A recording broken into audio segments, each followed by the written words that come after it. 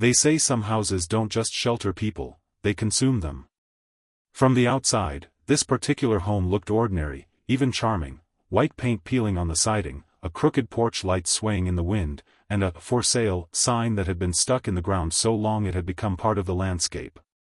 Locals whispered that families moved in, but they never stayed. Some left without explanation. Others never left at all. The truth was that the house didn't always devour with teeth and shadows. Sometimes it consumed slowly, with debts that spiraled, with neighbors who turned their backs, with authorities who ignored desperate cries for help.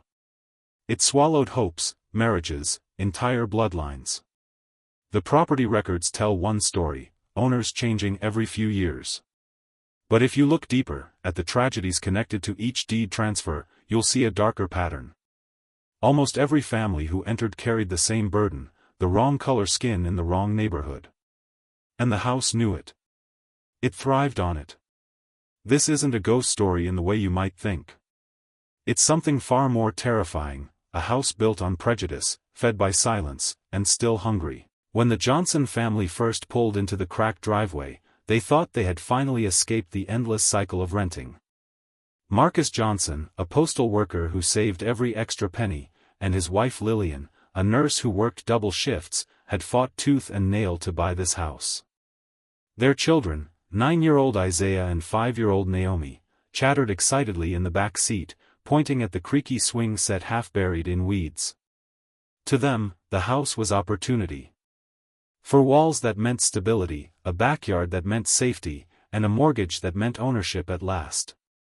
Marcus stood proudly at the threshold, key trembling in his hand.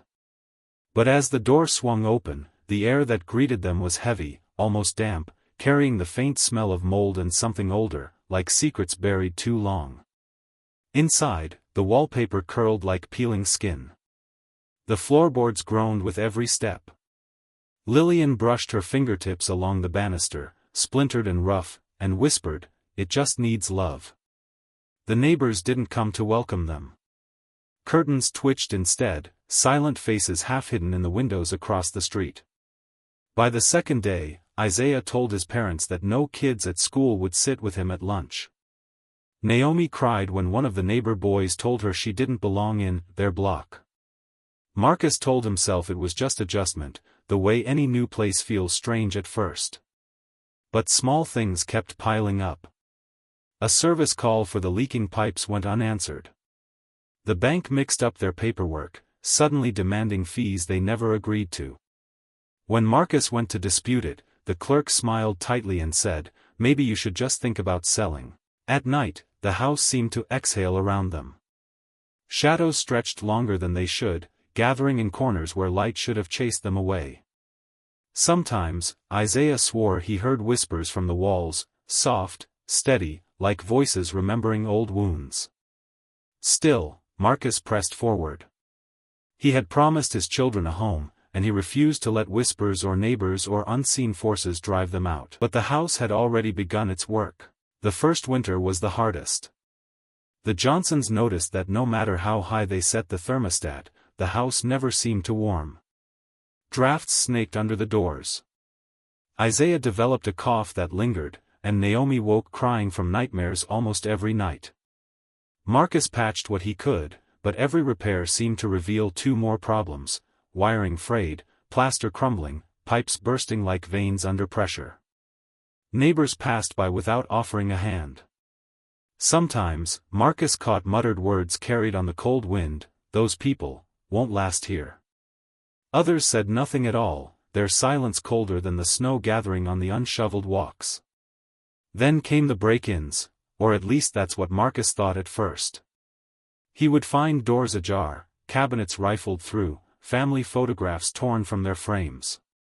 But nothing valuable was ever taken.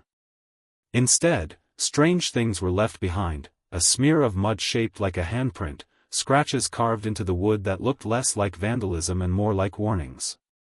Lillian tried to reassure him. "Kids playing tricks," she said. But her smile was thin, brittle. At the hospital, she overheard colleagues whispering about how those kinds of families should know better than to move into certain areas.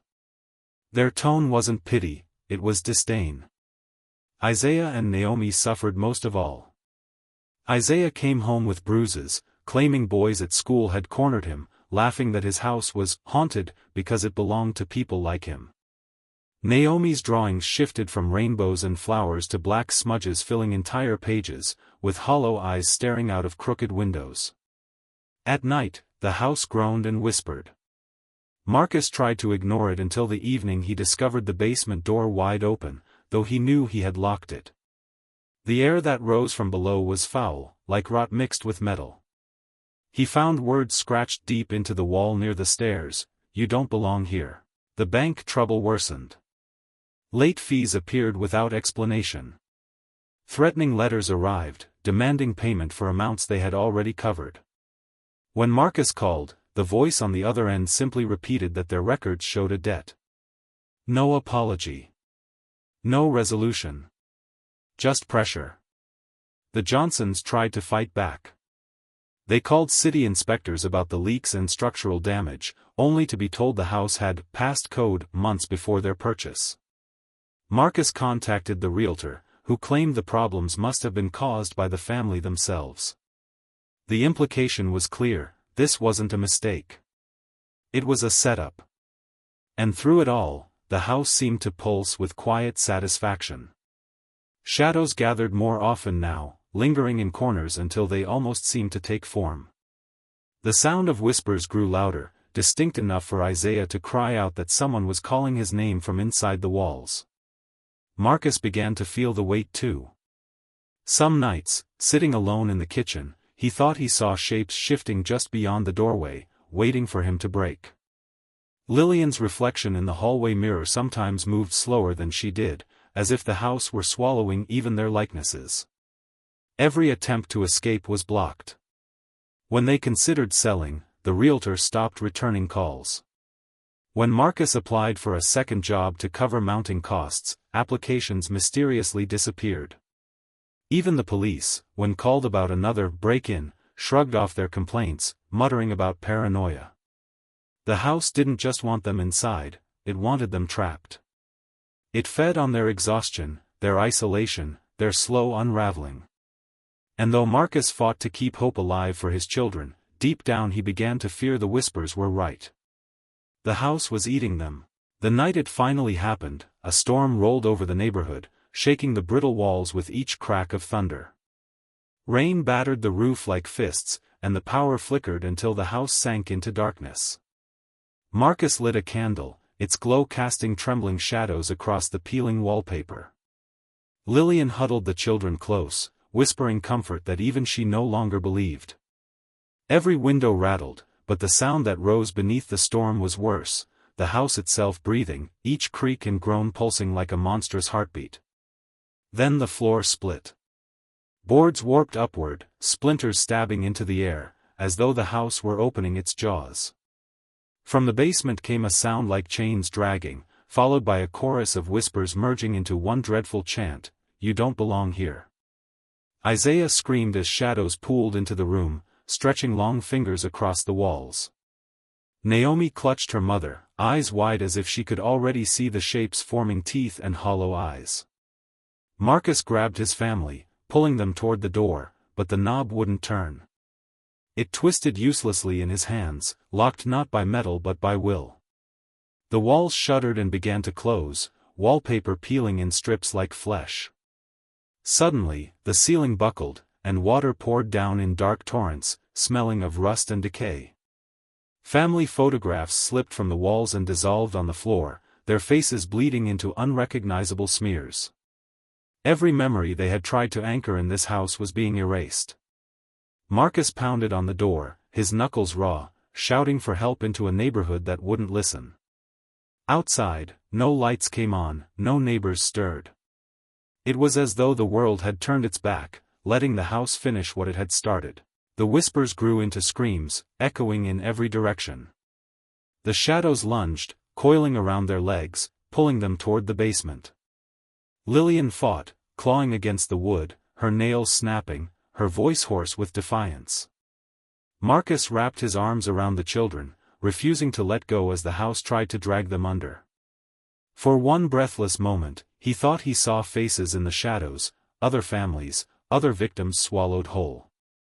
Some stared in silent agony, others reached out in warning, but all bore the same expression, despair carved by injustice.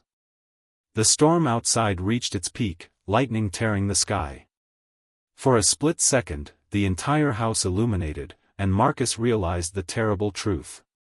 The house wasn't haunted by ghosts. It was the ghost, a construct of every injustice, every family broken, every silence that allowed cruelty to thrive. And it was hungry still. With a final deafening crack, the basement yawned wide, blackness surging up like a flood. The Johnsons screamed as the shadows dragged them closer to the edge, teetering between survival and the abyss. When the storm finally broke, the house fell silent. Rain eased into a steady patter, the walls stopped trembling, and the whispers retreated into the marrow of the structure. Neighbors stepped outside, glancing up and down the block as if nothing unusual had happened. Not one of them looked toward the Johnson home. Inside, the candle had burned down to nothing. The family's belongings were scattered, photographs ruined, furniture cracked, walls scarred with claw-like marks. Yet the Johnsons themselves remained, huddled together on the splintered floor. Their bodies shook, but their hearts still beat. The house had tried to consume them whole. It hadn't finished the job. Not yet. In the days that followed, Marcus tried to report the destruction. Inspectors claimed the damage was cosmetic. The bank repeated that foreclosure was inevitable. When Lillian reached out for legal help, the attorney's smile was polite but firm. Cases like this never go anywhere. The systems around them closed in, just as the walls had, until escape seemed impossible. And yet, the Johnsons refused to surrender. They stayed in that crumbling house, not because they loved it, but because leaving would mean letting the hunger win. Every night, they heard the whispers. Every morning, they found new cracks spreading like veins through the walls. But the truth was undeniable, the house had never chosen them at random. It had fed on others before them. It would feed again. And if the silence of neighbors, the cruelty of systems, and the indifference of power remained, it would always find another family to consume. One evening, Marcus stood on the porch, watching the street where curtains shifted silently behind glass.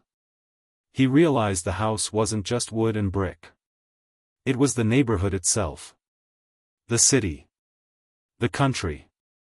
Built on foundations too rotten to bear the weight of justice. The house eats its owners because the world allows it. And so the question lingers, how many more families will vanish behind locked doors and silent streets before someone dares to tear the house down?